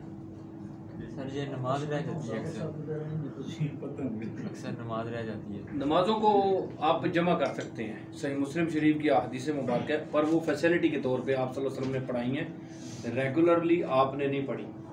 जो उम्मत में आसानी पैदा करने के लिए मेरे प्यारे आका सल्लल्लाहु अलैहि वसल्लम ने फरमाया ये चीज़ें अमल करके दिखा दी। क्यों कि अल्लाह के नबी अलैहिस्सलाम को पता है मेरे बंदे कभी बिजी होंगे, कभी मसले होंगे, कभी मुसीबतें होंगी, कभी ऐसे मामलात होंगे कि उनको आम हालात में भी नमाज़ें जमा करने पड़ जाएंगी, यानी ज़ोहर असर को और मगरिब इशा को। अब ये जमा करने की इजाज़त है। अब अफजलियत है हर नमाज अपने टाइम पे पढ़ी जाए, फजर ज़ोहर असर मगरिब इशा सारी नमाजें अपने अपने अपने टाइम पे पढ़ी जाएंगी। वो समझ लो कि अफजलियत वाली नमाज वो है। मगर अगर बंदा एक कहता है ज़ोहर के साथ असर पढ़ना चाहता हूँ या असर के साथ ज़ोहर पढ़ना चाहता हूँ तो वो कर सकता है, उसको इजाज़त है। दीन में इस तरह की अहले तशय्युअ भाई हमारे शिया भाई पर पढ़ते हैं ना इकट्ठी, वो जायज़ है, ठीक है, उसमें कोई मना नहीं, वो भी तरीका सही है, वो भी नबी करीम अलैहिस्सलाम का तरीका है। मगरिब इशा को इकट्ठा कर सकते हैं और ज़ोहर असर से, और मगरिब इशा का टाइम सुबह फजर तक है, ये भी याद रखिएगा। मैंने मदीना शरीफ मक्का शरीफ में बहुत से नमाज़ें पढ़ी, और हमारे इधर ट्रैवलिंग के अलावा भी अरब में कल्चर है, कोई मसला नहीं, आसानियों को यूटिलाइज करना चाहिए। कभी वुज़ू का मसला है, कभी मीटिंग्स का इशू है, कोई बंदा पढ़ रहा है, कोई लेक्चर था, कोई ऐसे अपनी उस फैसिलिटी को अवेल करने की, या अल्लाह मैं भी दो नमाज़ पढ़ूं, वो जिसे कहते हैं कि दोनों इकट्ठी पढ़नी, 4 फ़र्ज़ ज़ोहर के, 4 फ़र्ज़ असर के, फिर 3 फ़र्ज़ मगरिब के या 4 फ़र्ज़ इशा के। सुन्नत नफल जो है ना वो आपकी नफल टोटली नफल है, ये भी याद रखिएगा। सुन्नत जो है हमारे फुक़हा उलमा जो डिवाइस करदा मामलात हैं, बेसिकली टोटली नफल 2 किस्म की नमाज होती है, फ़र्ज और नफल। नमाज होती ही 2 किस्म की हैं, नमाज में फ़र्ज होते हैं या नफल होते हैं। ये जो सुन्नतों का नाम दिया गया ये हमारी फ़िक़्ह में दिया गया है। बाकी जो वितर हैं वो भी नफल हैं, जो सुनते हैं वो भी नफली कंसिडर होते हैं। इस्लाम में 2 ही टाइप की नमाजें हैं, फ़र्ज और नफली नमाज। जो फ़र्ज है वो 24 आवर्स के अंदर आपको 17 रखते हैं, फजर के 2, ज़ोहर के 4, असर के 4, मगरिब के 3, इशा के 4, टोटल 17 रखते हैं। ये पढ़नी है सर। अकाउंटेबिलिटी मालिक अज़्ज़ व जल की बारगाह में सिर्फ इन 17 रक्तों की है, जिसकी पूछ होगी। सुन्नतों नफलों की वितरों की पूछ नहीं होनी कि भाई कीते न कि नहीं कीते, पर वो सुन्नत है, वो आपके एक्स्ट्राज हैं, वो आपके फ़ज़ाइल हैं। उसमें नबी सल्लल्लाहु अलैहि वसल्लम ने फरमाया जो फ़र्ज़ के अलावा 12 रखते पड़ेगा उसको जन्नत में अजीम शान अल्लाह पाक महल अता फरमाएगा। कौन सी वो 12 रखते हैं? फजर से पहली 2, जोहर के बाद 4, उसके जोहर से पहले 4, जोहर के बाद की 2, 6 होगी, मगरिब की 2, ईशा की 2, मगरिब की 8, 10 और ईशा की 2, 12, टोटल 12 रखते वो जो हैं ये फ़र्ज नहीं है। इसके बदले में आपको बड़ा इनाम मिलने वाला है। हो सकता है आम जन्नत में बंदे पहुंच जाएं, वो कितने छोटे घरों में रहे, तो जो ये बंदा पड़ेगा उसको महल, लेवल्स है ना, जन्नत में भी लेवल्स हैं आपके। एक बंदा क्वार्टर च रह रहा है, एक बंदा महल च रह दो में जन्नत च रहे हैं, यही चीजें हैं ना। पर वो जितना एफर्ट करेगा उतना उसको मिलेगा। अब ये चीजें हैं सर, बाकी नफली इबादत है, उसमें कोई हर्ज नहीं है। वितर भी वो भी नफल में ही कंसिडर होते हैं। अब बिलाल दुनिया में काला है, क्या पोजीशन है उसकी, लेकिन जन्नत में अल्लाह ने उसके लिए बहुत बड़ा घर बनाया है। अब उजैर के लिए तो कोई बना, दुनिया में उसके बहुत कुछ जी असर मत क्वेश्चन है जी सर। सर मैं यही भाई जो शिया होते हैं वो सुन्नियों के साथ जब नमाज है वो कई बार ऐसा करते हैं कि इशा की पहले पढ़ लेते हैं या बाद में कर लेते हैं, मगरिब टाइम इस तरह भी होता है। मैंने देखिए अहले तशय्युअ देखिए इकट्ठी पढ़ सकते हो, हमारा इकट्ठी नमाजें हो सकती हैं, इस्लाम में इजाज़त है। अहले तशय्युअ देखिए फ़िक़्ह जाफरिया को फॉलो कर रहे हैं, ठीक है ना। इधर फ़िक़्ह का मैटर है, पाकिस्तान में फ़िक़्ह जाफरी, फ़िक़्ह हनफी, 2 फ़िक़्ह चल रही हैं, ठीक है ना सर। बेसिकली तो ये फ़िक़्ह का मतलब होता है मशवरा, बेस्ट ओपिनियन फ्रॉम द इमाम, फ्रॉम द स्कॉलर्स, ठीक है कि नहीं। फ़िक़्ह जो होती है वो बड़े लोगों की तरफ से उनकी राय को कहा जाता है। जो इमाम अबू हनीफा रहमतुल्लाह अलैह की राय है, इमाम शाफी रहमतुल्लाह अलैह की, इमाम मालिक, इमाम जाफ़र सादिक यानी रहमतुल्लाह अलैह, उनकी राय, उनका हुक्म वो कंसिडर किया जाता है एज आ फ़िक़्ह के तौर पे। पाकिस्तान में 2 ही फ़िक़्ह राइज है, हनफी और जाफरी। बट अभी हमने नबी अलैहिस्सलाम के हुस्न ज़न पे देखना है। आका करीम सल्लल्लाहु अलैहि वसल्लम ने तो कुरान और सुन्नत अता फरमाई, उसके नीचे जो इंटरप्रिटेशन अंडरस्टैंडिंग्स हैं वो फ़िक़्ह की हैं, कोई मसला नहीं, सारे हमारे भाई हैं।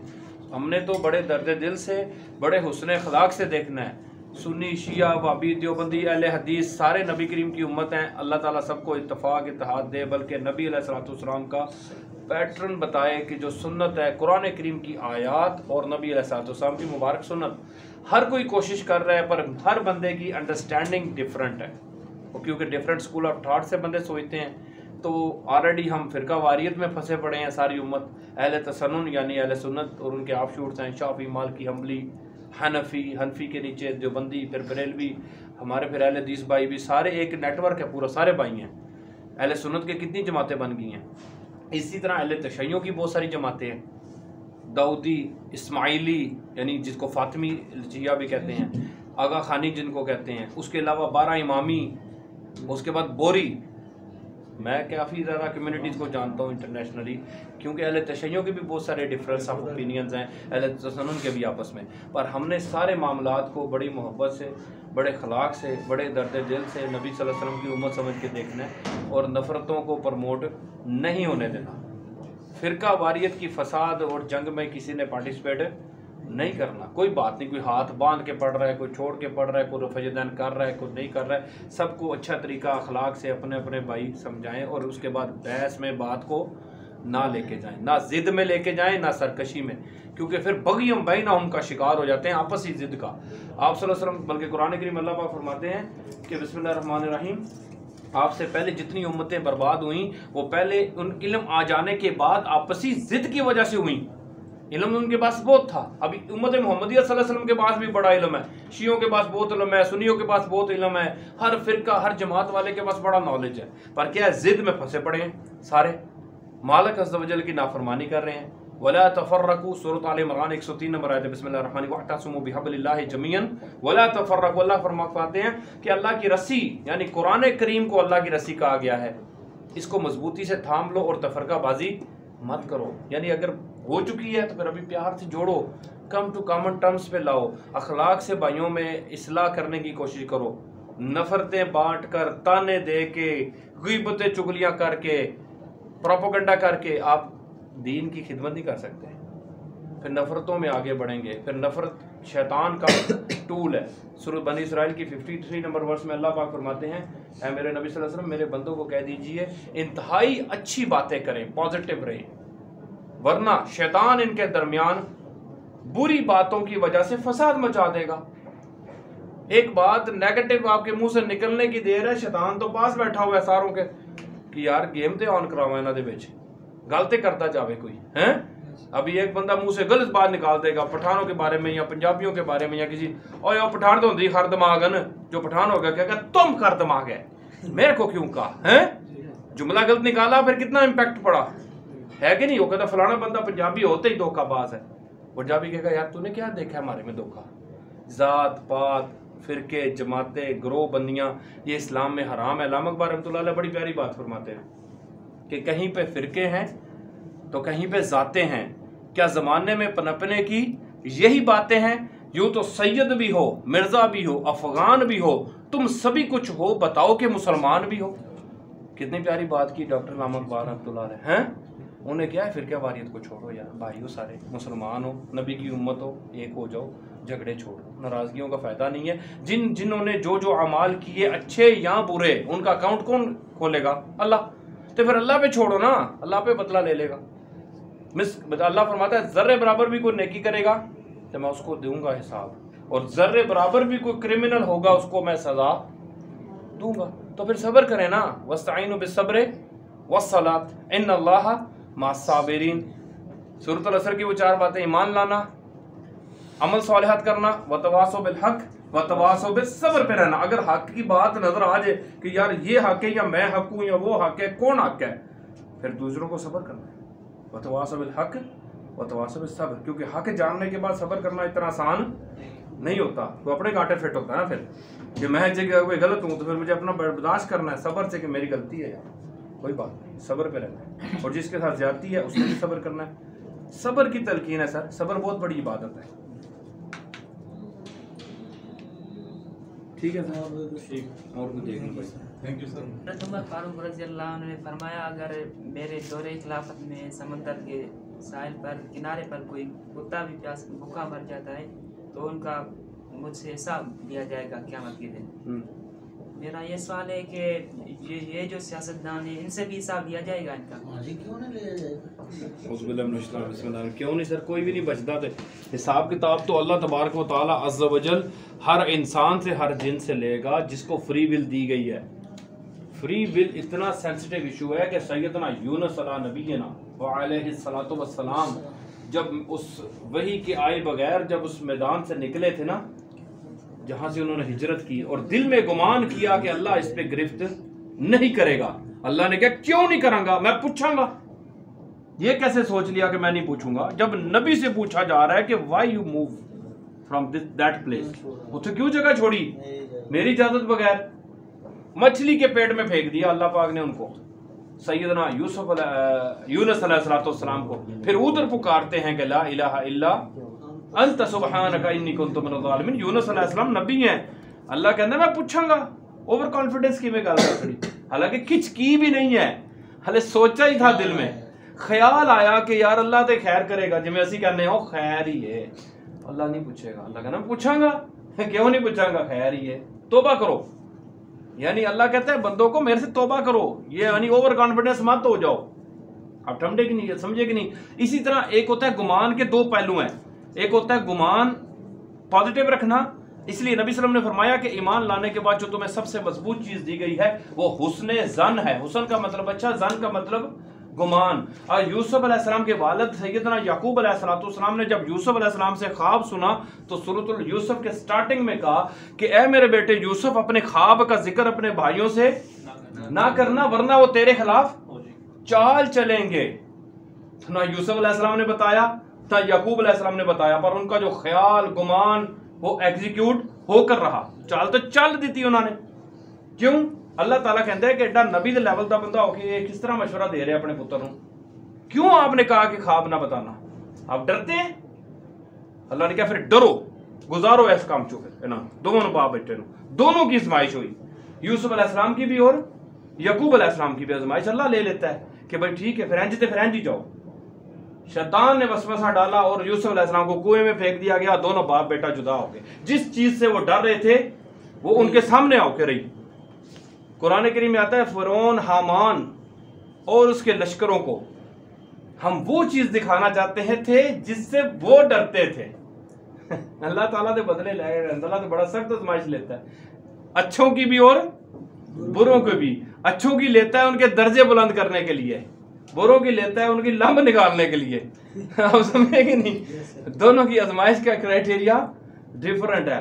ज़करिया अलैहिस्सलाम ने फरमाया सूरत मरियम के स्टार्टिंग में कि या अल्लाह मैं बूढ़ा हो चुका हूँ, मेरे बाल सफेद हो गए हैं, मैं अपने बाद अपने भाई बंदों से डरता हूँ, मुझे एक वारिस अता फरमा। ये जो जुमला था ना उनका कि मैं अपने बाद अपने भाई बंदों से डरता हूँ, कि यानी वो मैंने वारिस चाहिए। यहया अलैहिस्सलाम की बिशारत मिल गई, यहया अलैहिस्सलाम भी पैदा हुए, बड़े भी हुए, जवान भी हुए, फिर भी उनके हाथों ही शहीद हुए। ये बंदे कितनी आजमाइश है नबी होगी, आप सोच नहीं सकते कि नबी कितनी आजमाइश में, कि जिस ख्याल से वो डर रहे थे उनके भी सामने आया, खुद भी शहीद हुए और यहया भी शहीद हुए अलैहिस्सलातु वस्सलाम अजमाइन, दोनों अल्लाह के नबी। क्या अल्लाह ताला आजमाइश लेके रहता है। बड़े कुरान करीम की मेरे पास ऐसी आयात हैं जिसमें नबी पैगंबरों को अल्लाह ने आजमाइश में डाल दिया, उनके ख्याल और गुमान के ऊपर। अमल शमल पे नहीं, अभी अमल की बात ही छोड़ दो, अल्लाह के जितना प्यारा बंदा उतनी बड़ी उसकी आजमाइश। ठीक है सर, हम हज़रत इमाम हसन हुसैन को सैयद शबाब अहले जन्नत नबी सल्लल्लाहु अलैहि वसल्लम ने लक़ब दिया, तो अल्लाह ने दिया ना। नबी सल्लम की ज़ुबान मुबारक से जो बात होती है वो अल्लाह की तरफ से होती है। क्यों दिया? कि वो आजमाइशों में से ऐसी गुजारे जाएंगे, वो फ्यूचर प्रेडिक्शन अल्लाह ने नबी को बताई, जैसे कि दज्जाल भी आएगा और जैसे ईसा अलैहिस्सलाम आएंगे। इसी तरह की ये खबर है कि ये मेरे बेटे सैयद शबाब अहले जन्नत हैं, नौजवानों के सरदार हैं। मेरी बेटी फातिमा सैयद निसा अहले जन्नत है, मेरी बेटी फातिमा जन्नती औरतों की सरदार है। क्यों? अपने अमाल की वजह से हैं, रिश्तेदारियों की वजह से नहीं होता सर ये मैटर। उनकी अमल का नजराना पेश करना पड़ता है, उन जैसी बेस्ट परफॉर्मेंस कोई दिखावे तो फिर अपना दर्जा ले लवे। अल्लाह ताला तो बिल्कुल अमल के ऊपर चला रहा है। 700 से ज्यादा कुरान करीम की आयात हैं अमलों के ऊपर है, जो कि अमल से जिंदगी बनती है, जन्नत भी जहन्नम भी। अमल के बगैर कुछ भी नहीं हो सकता। बहुत शुक्रिया सर, जज़ाकल्लाह। कुछ शेर हैं अच्छे लगते हैं मुझे, पढ़ता रहता हूँ मैं। मैंने कहा दौलत कुनैन चाहिए, मैंने कहा कि दौलत कुनैन चाहिए, उसने कहा गोहरे ईमान तलाश कर। अल्लाह से कलाम कर रहे शायर, शायर lieutenant general Syed Mahmood Hasan Shah, doctor थे AMC के आप कसम। मैंने कहा दौलत कुनैन चाहिए, उसने कहा गोहरे ईमान तलाश कर। मैंने कहा कि दर पे आज़ार है जहाँ, कि सारी दुनिया मेरे मुखालिफ है, दुश्मनी कर रही है। उसने कहा कूचे जाना तलाश कर। मैंने कहा कि दर पे आज़ार है जहाँ, उसने कहा कि कूचे जाना तलाश कर, कि महबूब की गली तलाश करें। नबी पाक सल्लल्लाहु अलैहि वसल्लम की गली, आपकी सीरत पे चलेंगे तो दुनिया आपके आज़ार पे नहीं होगी बल्कि मोहब्बत करेगी। मैंने कहा कि रिफ़त अफलाक चाहिए, कि मैं चाहता हूँ कि आसमान की बुलंदियों को छूऊं, ऐसी रिफ़त चाहिए। उसने कहा कि अज़मत इंसान तलाश कर, कि इंसान की अज़मत को तलाश करें, आज इनके सारी ज़िंदगी गुजारनी, इंसान की रिस्पेक्ट करनी है आपने। मैंने कहा कि कोई मदवाए दर्द हिजर, उसने कहा न दर्द का दरमा तलाश कर। दर्द तो अच्छा होता है, इश्क तो अच्छा है, इश्क का डॉक्टर तलाश नहीं करना आपने। मैंने कहा कि आबला पाई का क्या इलाज, इस जो पाँव में छाले पड़ गए हैं मेरे चल चल की तरह, इश्क में पाँव छलनी हो गए हैं, छाले पड़ गए, आबले पड़ गए। मैंने कहा कि आबला पाई का क्या इलाज, उसने कहा कि खारे मुगीला तलाश कर।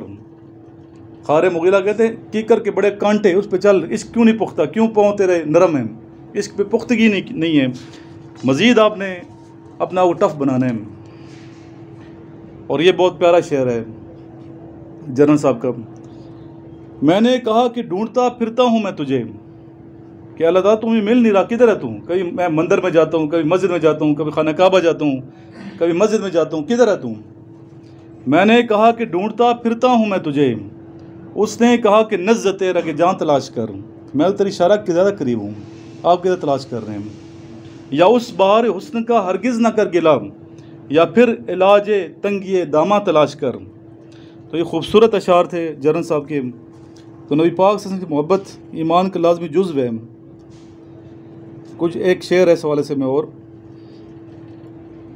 कुछ सुरैया का क्या कशां का जिक्र, आपके नक्शे पा की बात करें। नबी पाक सल्लल्लाहु अलैहि वसल्लम नक्शे पा से उड़ने वाले जो ज़र्रे हैं वो सुरैया और क्या कशां उनके सामने हीच हैं।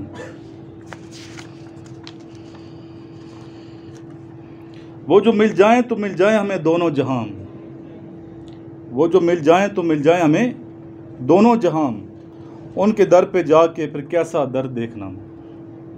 और अब दुआ मेरी है सबके लिए कि हमें अल्लाह रब्बुल इज़्ज़त रसूलुल्लाह सल्लल्लाहु अलैहि वसल्लम की सच्ची मोहब्बत अता फ़रमाएँ और आप सल्लल्लाहु अलैहि वसल्लम के दर को देखना नसीब फ़रमाएँ। रोज़े अक़दस सल्लम की ज़ियारत नसीब फ़रमाएँ। ये आँखें बेताब हैं ज़ियारत करने के लिए, बार बार जाएँ। और जब आप रसूल सल्लल्लाहु अलैहि वसल्लम का रोज़ा अक़दस देखेंगे फिर लुत्फ़ ही नहीं आएगा। आप यकीन करें, दुनिया में लुत्फ़ नहीं है, बात दिल करे वहीं बंदा रहे, ऐसी ख़ास कैफियत है। लास्ट में सर से मैं रिक्वेस्ट करूँगा कि सर दुआ फरमा दें। अहमद भाई। अल्लाहुम्मा अंतस सलाम व मिनकस सलाम तबारक या ज़ुल जलाल वल इकराम। अल्लाहुम्मा रब्बना आतिना फ़िद दुनिया हसनतन व फ़िल आखिरति हसनतन व क़िना अज़ाबन नार। अल्लाहुम्मा रब्बना ज़लमना अनफुसना व इन तग़फिर लना اللهم ربنا لا تزغ قلوبنا بعد إذ هديتنا وهب لنا من لدنك رحمة إنك أنت الوهاب. أستغفر الله ربي من كل ذنب وأتوب عليه. أستغفر الله يا أرحم الراحمين. أستغفر الله يا أحكم الحاكمين. أستغفر الله يا غفور رحيم. أستغفر الله يا سميع البصير.